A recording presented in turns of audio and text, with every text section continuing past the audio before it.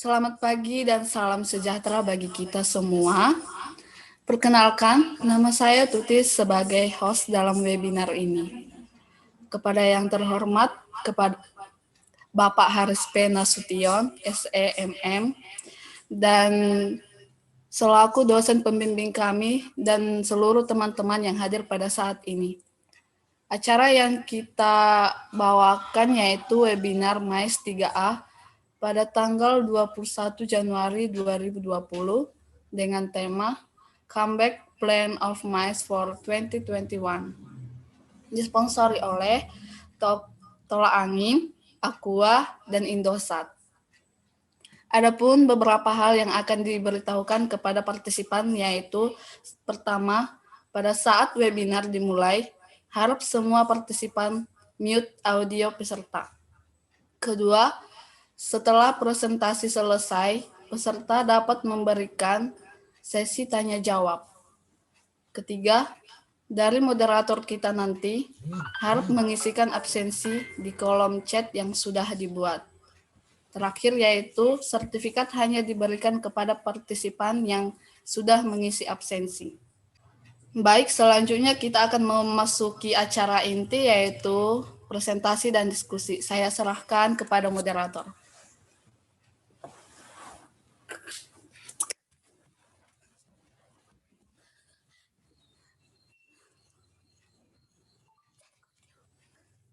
Baik, Assalamualaikum warahmatullahi wabarakatuh.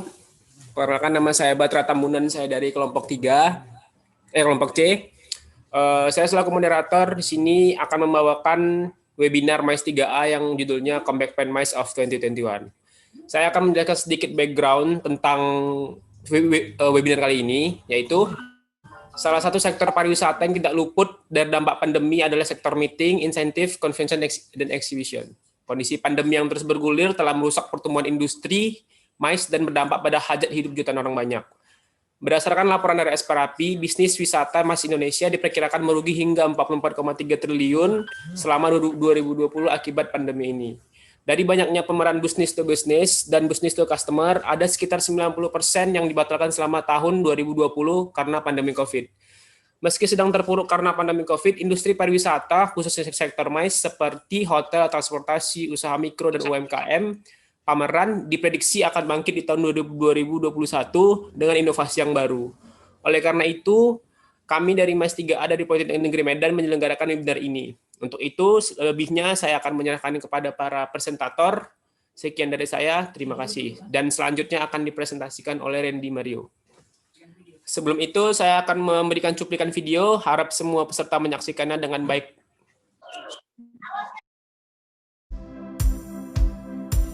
A new era has just begun. A time when vigilance and hope are forever intertwined. Now, the time has come for Indonesia to prepare itself for the new world. To once again host successful world-class events,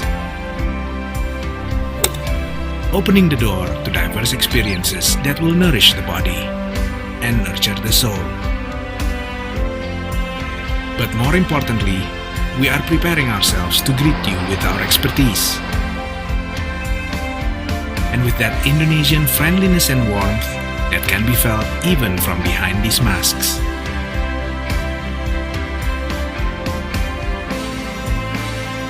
Revive your business opportunities. Yang pertama dibahas itu dampak COVID-19. Pandemi COVID-19 memberikan pukulan keras untuk industri pariwisata dunia dan Indonesia. Pasalnya, pembatasan interaksi fisik untuk mencegah penyebaran COVID-19 membuat aktivitas-aktivitas pariwisata terpaksa terhenti. Salah satu sektor pariwisata yang tidak luput dari dampak pandemi adalah sektor meeting, insentif, convention, dan exhibition atau MAIS. Karena inti dari pariwisata dan sektor MAIS itu adalah melakukan perjalanan dan pertemuan. Sementara kedua hal itu saat ini disarankan untuk tidak dilakukan, terutama di 5 bulan pertama. Pandemi COVID-19 tidak hanya membuat berbagai ajang MAIS di Indonesia dibatalkan, akan tetapi juga berdampak pada seluruh pihak yang terlibat dalam sektor MAIS. seperti vendor pameran, pemilik venue, hotel, transportasi, dan usaha mikro, kecil, dan menengah atau UMKM yang biasanya rutin melakukan pameran. Data World Travel and Tourism Council menyebutkan ada sekitar 50 juta pekerjaan dalam industri perjalanan dan pariwisata di seluruh dunia yang terdampak dengan 30 juta pekerja terancam kehilangan mata pencariannya. Meski sedang terpuruk karena pandemi, industri pariwisata khususnya sektor MICE diprediksi akan bangkit kembali mulai 2021 mendatang. Peneliti Institute for Development of Economics and Finance atau INDEF menjelaskan pada prinsipnya pemulihan ekonomi secara bertahap akan terjadi di 2021. Tidak hanya Indonesia, tapi juga negara-negara lainnya. Kabar penemuan dan uji coba vaksin COVID-19 juga menjadi satu stimulus. Jika vaksin sudah bisa didistribusikan pada 2021, harapannya pemerintah dan masyarakat kembali percaya diri untuk melakukan konsumsi. Misalnya masyarakat menengah atas mulai percaya diri untuk membelanjakan uangnya, baik berbelanja lewat pameran maupun ajang MICE lainnya. Masyarakat kelas menengah atas saat ini cenderung menyimpan dan menunda untuk membelanjakan uangnya hingga ekonomi sudah kembali pulih serta pandemi terkendali. Kemudian dari sisi belanja pemerintah, ada beberapa pos belanja yang meningkat. Bahkan anggaran beberapa kementerian yang tadinya dipotong akan kembali meningkat pada 2021. Peningkatan belanja pemerintah itu bisa berkorelasi positif karena frekuensi rapat dan perjalanan dinas akan bertambah. Hal ini bisa menstimulus kebangkitan sektor MICE Indonesia. Dengan prediksi tersebut, pemerintah melalui Kementerian Pariwisata dan Ekonomi Kreatif atau Kemenparekraf tengah bersiap untuk mendorong kebangkitan industri MICE pada 2021. Sekian presentasi dari saya serahkan berikutnya kepada moderator.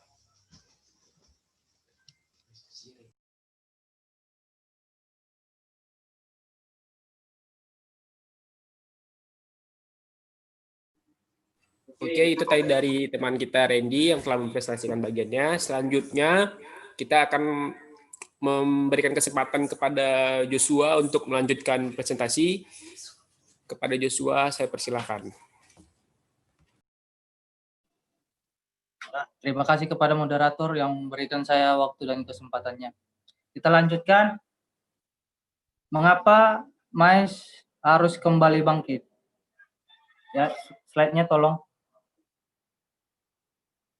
Next. Oke, mengapa MICE harus kembali bangkit? Karena MICE ini memiliki added value. Jadi, Direktur Wisata Pertemuan Insentif Convention dan Pameran atau yang biasa dipanggil MICE, Kemenkraf Masyuro mengatakan sektor MICE menjadi salah satu sektor yang diprioritaskan pemulihannya oleh pemerintah karena memiliki banyak nilai tambah. Setidaknya ada 4 nilai tambah yang dimiliki sektor MICE. Yang pertama itu adalah kontribusi kepada infrastruktur publik. Kontribusi kepada infrastruktur publik ini dengan adanya kegiatan MICE biasanya secara bersamaan akan dibangun infrastruktur untuk menunjangnya. Terus yang kedua itu membuka kesempatan bagi pengusaha lokal untuk mengakses pasar internasional. Yang ketiga, citra positif untuk negara, industri, dan destinasi wisata. Kalau wisatawan yang datang adalah wisatawan leisure, memang akan berdampak pada ekonomi. Tetapi tidak secara langsung mengangkat image. Berbeda dengan sektor MICE. Contohnya pada gelaran Asian Games 2018 yang sempat membuat Indonesia ramai diperbincangkan di kalangan internasional. Sedikit saya menjelaskan pesta olahraga Asian Games yang di 2018 kemarin. Itu dilaksanakan di 2 kota ya, di Jakarta dan di Palembang pada tanggal 18 Agustus sampai 2 Desember 2018.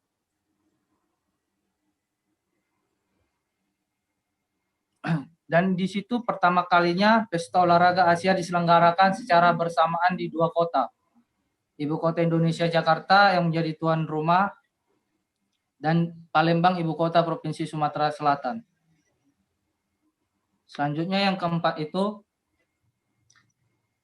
gelaran MICE di Indonesia secara tidak langsung dapat meningkatkan kapasitas dan kemampuan sumber daya manusia yang ada di dalamnya, seperti event organizer, design officer, dan pengelola venue. Terima kasih buat kesempatan yang diberikan kepada saya. Hanya itu yang bisa saya sampaikan. Selebihnya saya kembalikan kepada moderator. Terima kasih. Oke, terima kasih Joshua yang telah mempresentasikan bagiannya. Selanjutnya saya akan memberikan kesempatan kepada teman kita Reis Baswedan dan teman presentasi. Ada Reis Baswedan. Iya, ada juga kebijakan Kemenparekraf juga telah menyusun rencana untuk sektor MICE di tahun 2021. Kebijakan tersebut membuat panduan klinis, health safety, dan environment sustainability. Kegiatan MICE serta melaksanakan sosialisasi dan stimulasi di beberapa destinasi MICE. CISMICE juga berpedoman untuk melakukan kegiatan MICE di beberapa destinasi MICE.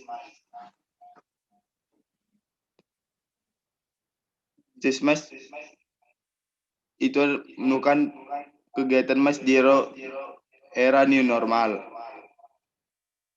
dengan menyelenggarakan event MICE, tetapi juga tetap menjaga protokol kesehatan yang telah ditetapkan. Kementerian Pariwisata, Ekonomi dan Kreatif juga menargetkan seluruh penyelenggaraan kegiatan MICE harus mengikuti protokol kesehatan. Demikian juga dengan pelaku kegiatannya, yakni asosiasi, korporasi, dan kementerian, lembaga pelaku MICE. Hal ini dilakukan agar kegiatan MICE tidak menjadi klaster penyebaran COVID-19 baru. Sosialisasi CSE juga ditargetkan untuk peserta, pengunjung, dan pengisi acara kegiatan MICE. Ada juga kebijakan pemerintah dalam kepemilian MICE, yaitu membuat panduan CIS, kegiatan MICE, dan melaksanakan sosialisasi dan simulasi di beberapa destinasi MICE. Pelaksanaan aktivitas promosi MICE dan pendukung kegiatan MICE yang diawali di pasar domestik. Yang ketiga, pelaksanaan bidding kegiatan MICE internasional di Indonesia. Dan keempat, pembukaan platform kolaborasi digital MICE di Indonesia. Saya serahkan kembali ke moderator. Oke, selanjutnya kita akan melanjutkan presentasi. Kali ini kita berikan kepada Juliana Sidabutar untuk melanjutkan presentasi. Kepada Juliana, saya persilahkan. Baik, kita lanjut kolaborasi dengan berbagai pihak. Jadi dalam membuat MICE kembali bangkit, ada pun beberapa hal yang harus kita lakukan. Yang pertama adalah kita harus berinovasi dan dapat berkolaborasi dengan berbagai pihak. Namun, dalam upaya membangkitkan sektor MICE Indonesia, Kemenparekraf tidak bisa bekerja sendiri. Dibutuhkan kolaborasi dan kesiapan dari berbagai pihak yang terlibat di dalam sektor ini. Terkait hal tersebut, Deputi Hubungan Pemerintahan Asosiasi Perusahaan Pameran Indonesia atau yang sering kita sebut dengan Asperapi, Dang Mawardi mengatakan pihaknya aktif terlibat dalam persiapan, diskusi, hingga menyosialisasikan panduan CHSE kepada anggota Asperapi. Selain itu, Asperapi juga menyusun suatu format dan melakukan simulasi pameran dengan protokol kesehatan di era new normal. Dan melakukan simulasi tersebut, terdapat 673 perusahaan yang menjadi anggota Asperapi saat ini. Intinya, pihaknya selalu memperhatikan beberapa faktor yakni higienitas, physical distancing, melakukan tracing, dan tanggung jawab sosial dalam penyelenggaraan MICE. Lanjut. Kemudian ada dari sektor perhotelannya. Jadi mereka membuat namanya itu beberapa panduan protokol kesehatan COVID-19 dan juga telah melakukan beberapa revisi juga. Panduan ini bersifat umum tetapi bisa disesuaikan dengan kondisi masing-masing hotel. Sementara itu, Direktur Lembaga Layanan Pemasaran Koperasi dan Usaha Kecil Menengah atau Smeskoler Teso Barata mengingatkan pentingnya unsur interaksi antara konsumen dengan peserta MICE. Selain penerapan protokol kesehatan, menurut Leonard di masa pandemi saat ini, teknologi virtual banyak digunakan untuk menggantikan kegiatan pameran secara langsung. Namun, cara itu tidak akan bisa menggantikan interaksi yang menjadi esensi acara-acara MICE. Karena itu, menurutnya, pelaku-pelaku sektor MICE harus bisa merancang suatu ekosistem baru yang dapat mempertemukan penawaran dan permintaan agar terjadi interaksi, percakapan, dan hasil yang nyata. Dengan begitu, seluruh upaya untuk mendorong pemulihan dan kebangkitan sektor MICE di masa mendatang dapat berjalan dengan baik, sehingga dapat memajukan sektor MICE di Indonesia. Lanjut, adapun juga beberapa upaya pemulihan industri pariwisata MICE di masa COVID-19 dengan CHSE. Yang pertama adalah reshape staff untuk mengurangi sentuhan pada barang-barang. Yang kedua adalah pembersihan ruangan dengan disinfektan sebelum dan sesudah acara. Di new normal ini, kita sudah mulai bangkit dengan melakukan suatu event-event atau meeting atau pertemuan, conference, kita contohkan di hotel. Jadi, hotel itu harus benar-benar bersih dan harus disinfektan sebelum dan sesudah acara itu. Yang ketiga adalah pengukuran suhu dengan termogun ataupun thermal phase infrared recognition. Jadi, sekarang karena COVID-19 ini banyak diciptakan hal-hal baru seperti pengukuran suhu yang membuat kita lebih efektif, seperti bisa mendeteksi suhu melalui wajah ataupun tidak menyentuh, bisa mendeteksi suhu tubuh kita juga.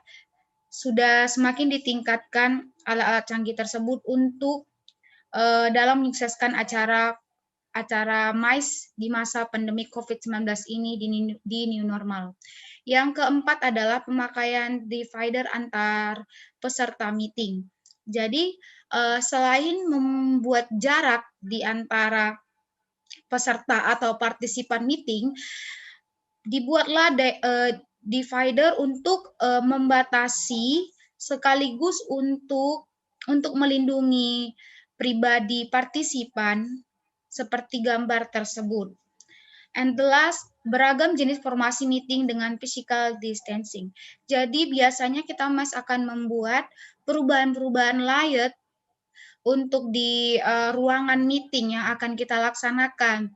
Seperti jarak bangku sekitar 1 meter atau sampai 2 meter, lalu bentuk-bentuk layout sehingga tidak terlalu berdekatan dengan partisipan satu dengan partisipan lainnya. Itu merupakan beberapa upaya pemulihan industri pariwisata MICE di masa COVID-19 dengan CHSE. Sekian dari saya kembalikan kepada moderator.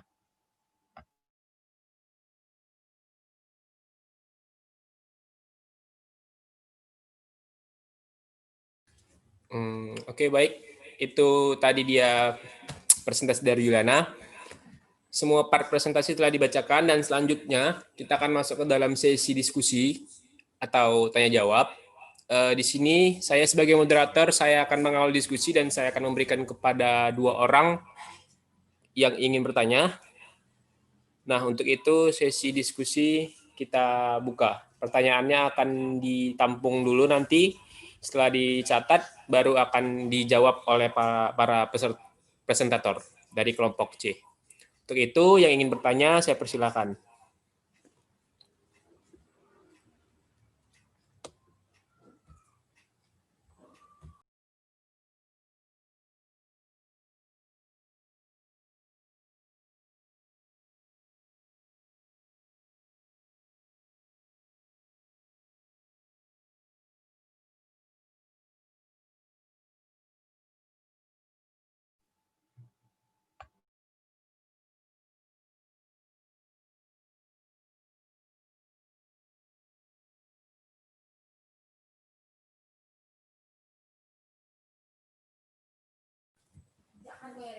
Ya, sembari di absen, akan dikirim absennya. Ada yang mau bertanya atau silakan dibaca lagi materinya. Ada yang mungkin ingin didiskusikan, boleh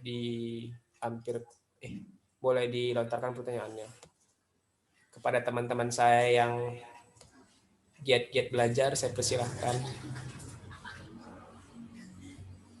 Oke, ada yang mau bertanya? Kelompok EMIA, nggak ingin bertanya?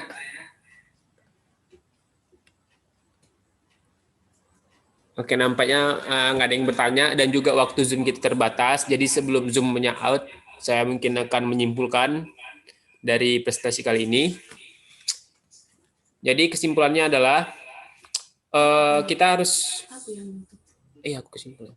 Jadi kita harus berinovasi untuk menghadapi kondisi pandemi yang tidak tahu kapan berakhir. Pelaku industri MICE diharapkan mampu berinovasi, apalagi kini tren berwisata tiap bulannya meningkat. Absennya ruang gerak untuk menyelenggarakan event dengan massa yang besar, memaksa pelaku industri MICE harus mencari alternatif yang lain. Alternatif yang banyak dipilih adalah menyelenggarakan virtual expo atau pameran atau event secara virtual. Kalau kata Kementerian Koperasi dan Usaha Kecil Menengah, pameran online tetap bisa dilakukan dengan aspek memperhatikan aspek expo tradisional. Namun, bagaimanapun juga, esensi dari MICE sendiri adalah meeting secara langsung dan adanya interaksi penawaran dan permintaan. Nah, sebagai informasi, webinar tersebut juga menghadirkan peneliti Institute of Development for Economic and Finance atau INDEF sebagai narasumber. Pembahasan webinar ini dimaksudkan untuk melihat rencana penyelenggaraan MICE pada 2021. Hal ini diperlukan guna membangkitkan usaha mikro kecil dan menengah, industri perhotelan, restoran, dan festival musik. Jadi selagi kita masih bisa diberikan kesempatan, kenapa enggak kita menerapkan protokol kesehatan untuk menjaga kelangsungan hidup hajat orang banyak maupun pekerja industri MICE. Mungkin itu saja kesimpulan yang bisa saya berikan pada webinar kali ini. Lebih dan kurangnya saya mohon maaf. Terima kasih kepada para peserta yang telah mengikuti webinar kali ini. Selanjutnya saya akan mengembalikan acaranya kepada host kita, Tuti Damayanti Purba. Cantik.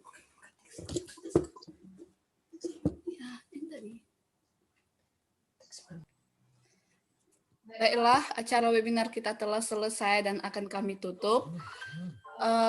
Dan mengingatkan kembali agar seluruh partisipan supaya mengisikan absensi dan sertifikat yang akan dikirimkan setelah webinar selesai. Terima kasih kepada sponsor yang telah membantu kami dalam acara webinar ini, dan terima kasih kepada Bapak Haris Nasution, SEMM, seluruh peserta webinar yang sudah mendengarkan acara webinar ini mulai dari awal sampai akhir. Jika ada kata kesalahan dalam acara webinar ini, kami minta maaf. Sekian dan terima kasih. Selamat siang.